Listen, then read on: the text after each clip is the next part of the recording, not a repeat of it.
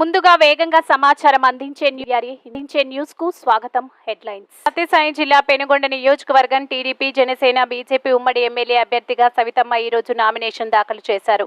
ఆమె నామినేషన్ కార్యక్రమానికి పరిగి, గోరంట్ల, సోమందేపల్లి, పెనుగొండ నుంచి భారీగా నాయకులు, కార్యకర్తలు తరలివచ్చారు. నామినేషన్ కార్యక్రమంలో సవితమ్మతో పాటు హిందూపురం పార్లమెంటు ఉమ్మడి పార్టీల అభ్యర్థి బీకే పార్థసారథి పాల్గొన్నారు. ఈ సందర్భంగా పెనుగొండలో భారీ రోడ్ షో నిర్వహించారు.